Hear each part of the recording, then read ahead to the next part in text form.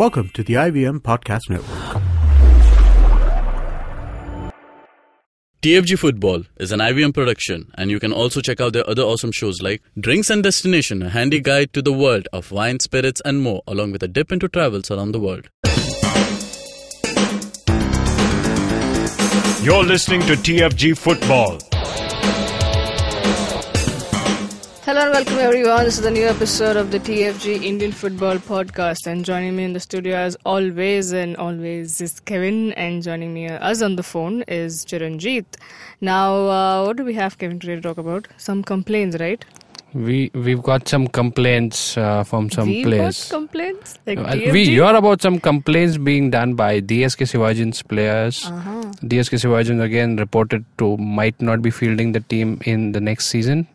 I'm talking about the I-League. So bigger news is that once again they have been complaining about the salaries not being cleared as yet. Damn. So we talked about this around March or something. Yeah. But it's there again. Players have written to the AIFF. This is reported by Goal. So there's a meeting of some of the I-League clubs. I say some because not everybody turns out all the time. Of course. So everyone is so busy. So this might be taken up at that time, or at least some time prior to the meeting. Okay. To be discussed. But the things as of now say that the players are yet to receive their wages. Okay. Chiranjeet, will this be a meeting for another meeting? Just like always they have a meeting. Lots of meetings. But this is something that has been going on for a while, right? I mean, we spoke to one of DSK Shivajan's officials, I think, when news first broke. And they were saying, the payments will be cleared or whatever. But apparently some mix-up happened, and we've been hearing 5 months of pay are still due, right? And that's obviously something you never want to happen to a player. Right. Because players have such a hard job anyway, and overdue wages are just not done, but for players who always have to change clubs in this climate every year. And look at the situation there is like, DSK Shivajans are telling they may not, they're not saying anything yet, but we're hearing they may not field our team. David Rogers is looking for another club to coach. So that leaves you a bit scared, for the players. Like, if they don't have money to make the new team, are they going to pay the money they owe us? Yeah. Right, so that's probably why some of them went and complained to AIFF, but obviously AIFF will want to look into it. But does AIFF ever do anything? Do they ever look into such things? See, it's the first step. Look at the way some I-League players have previously complained to first they go to the federation, then AFC, then FIFA. And so many clubs have had to pay fines. I think East Bengal were fined. Mohun Bagan had to pay a big fine to Do and Diamond Star and a couple of other players, foreign players who had overdue payments. Even there was some controversy about due payments between and Delhi Dynamos, I think, was it? And ISL franchisee with a foreign player. Yeah. So it's Marcelino, was it? Marcelino, yes. right. So it has happened, and there are systems in place to correct it. In DSK Shivajan, I think the situation is a bit unfortunate because I don't know the whole situation exactly what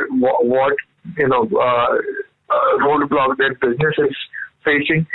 But apparently, like I was talking to somebody who is into that kind of that market, and I was hearing like, they have a big inventory which is not selling. I'm talking about the DSK group, and by next year that will start selling. So they will start making money pretty soon, like a year from now. But in the meantime, they're in a situation where they're in a cash crunch, and this is a result of all of that. But seriously, even if the business is going through a rough patch, there is just no justification for the players not being paid. It's just these people you really have to take care of. I think what troubles me more is when AIFF invites bids for clubs. AIFF requires, this kind of guarantee, that kind of guarantee, this promise to invest in grassroots and that thing. This is something very basic, payment of players. Yeah. How is that not understood by the federation? Say even if we don't invest in, say, grassroots, not 100%, say you do it like 60-70%, it's still fine. Right. Yeah. Wages need to be given. It needs to be given on time. It's not even, it's no excuse. And by the way, AIFF itself does not give money on time to clubs. Like we heard so many times that players, I-League man of the match monies don't arrive from the sponsor for months. Yeah, and then they redirect.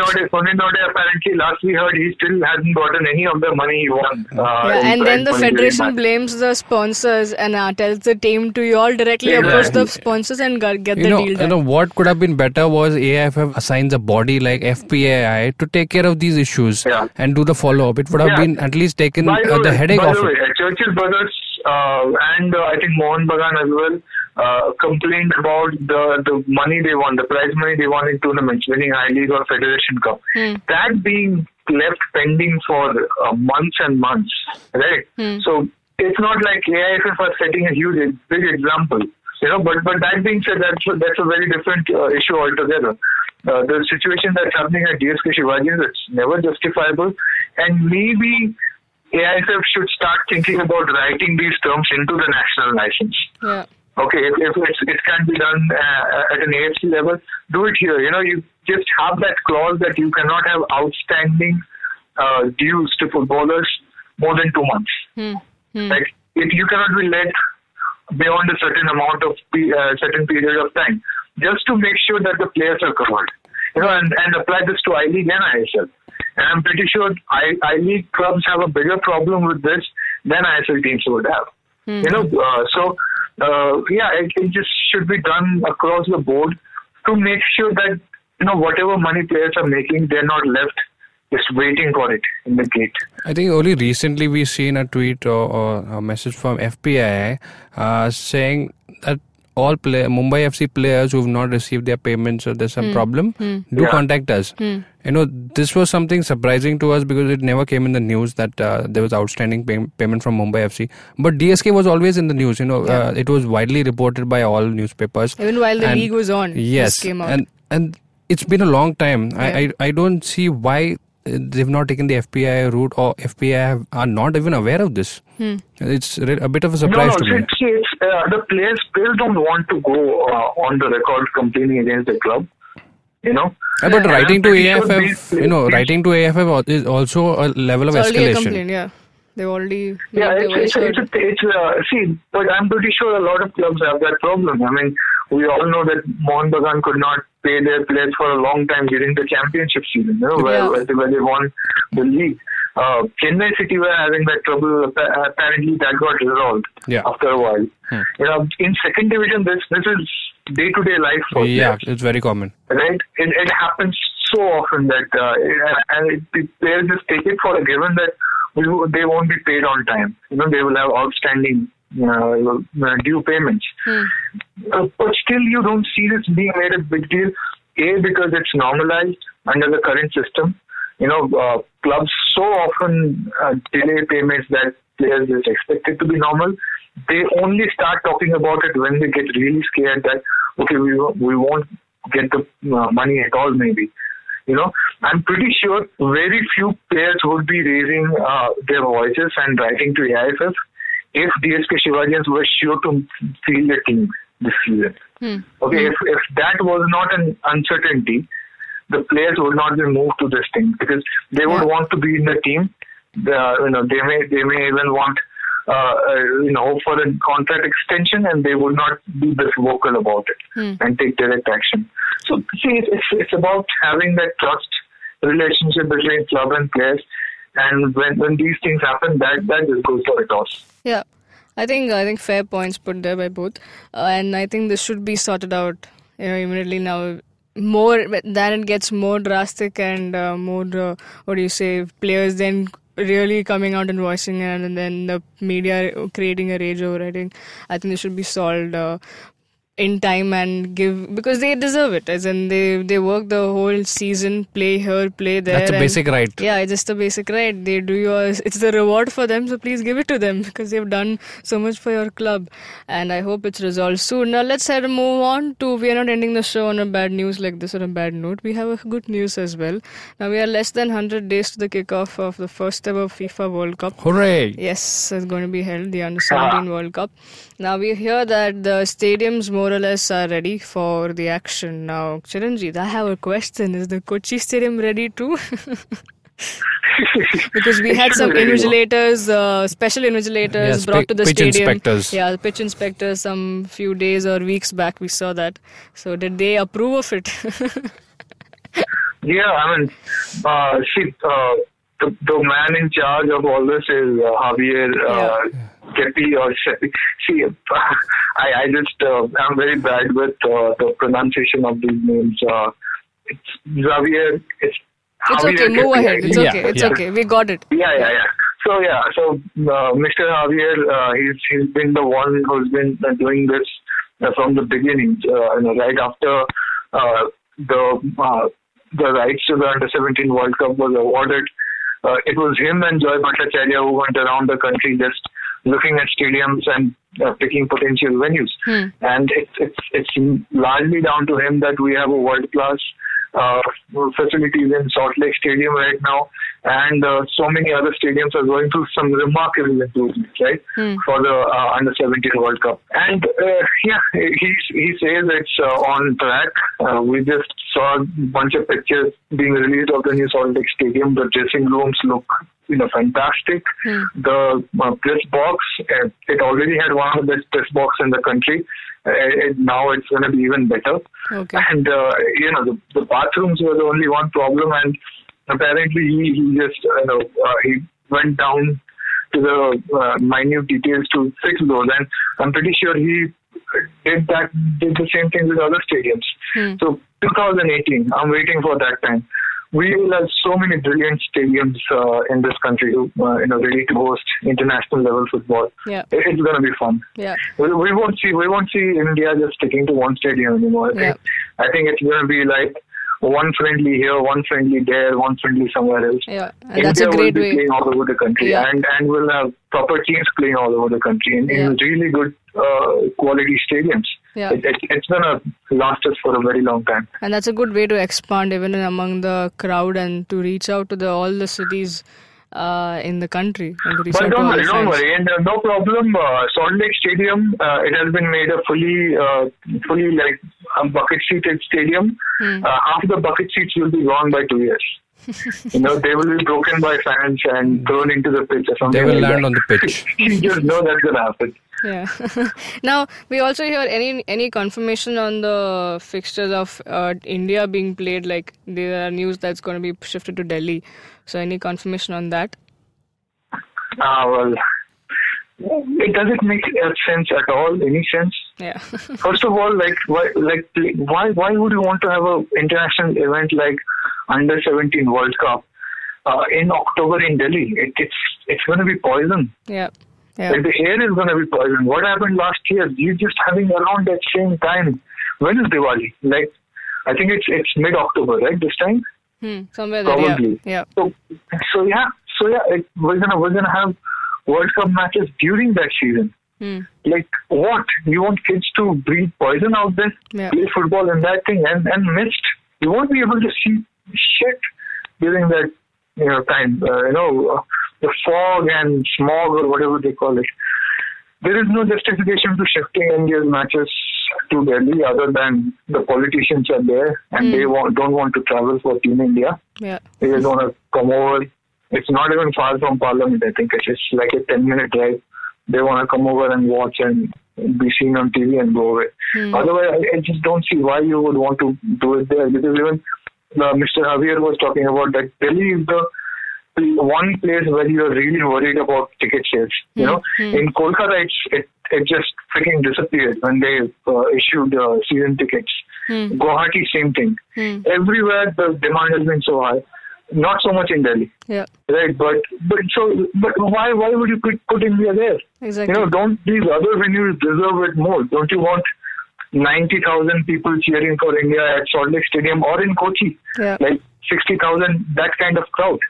Absolutely. That Kerala Blasters flavor coming in for Team India. That's what it should be like. Those are the places which deserve India more than Delhi, I believe. Yeah, absolutely. Now, Kevin, your quick thoughts. Are you excited for this big event? Of course, it'll be great fun to watch the future stars. You might just see a few names to be featured in the national team, in the senior national team very soon. As years go by, we see the average team age going down for all countries, not just for India, because Constantine was of that view and he's done that very well. But you see at the recent Confederation Cups as well that's going on, there's a lot of young players being put out right in the national team. Yeah. So this is the future, and if this doesn't interest you, I'm not sure why would a senior World Cup would. Yeah, exactly. Now let's all. I know we are months away. We will talk about, of course, in extensive detail about this. But we're just excited because you're talking about it, and hopefully, once the draw is out, I think 7 July is the date when the draw comes out, and we get a good fixture and a good stadium for where Team India is playing. Because not just the facilities matter; it also matters the crowd. How much of the crowd will make a difference? Because they are the 12th man, right? So we need all that support from everyone to support Team India. Now, folks, that's all for today. I hope you enjoyed this show, and if you're listening to us on YouTube, then please do the honors, like, share, subscribe, and hit the bell icon so you don't miss any updates, any episodes from our show.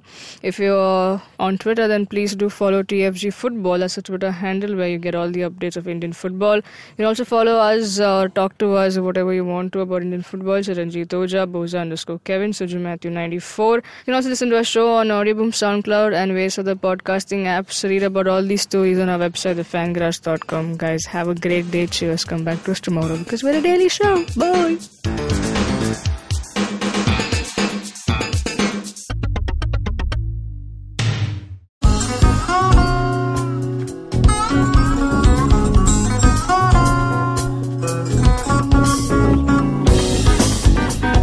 That was Tantrik Steve from Hansraj College, Delhi, performing at IIT Bombay's Mood Indigo.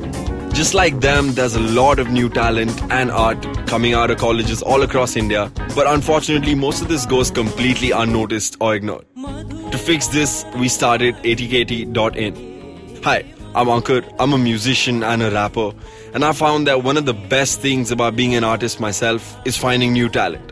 Through ATKT.in, Tanya, my colleague who's a dancer, and our whole team really is putting all of our efforts into discovering and promoting all the coolest talent that's coming out of colleges all across India. And this goes up on our website, our social media, TV, radio, and now, of course, this podcast with IVM.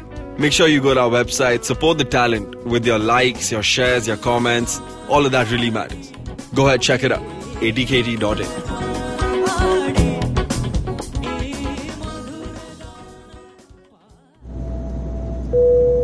Good evening, ladies and gentlemen. This is your captain speaking. Sorry to say, but there's been a slight delay due to the apocalypse having suddenly begun.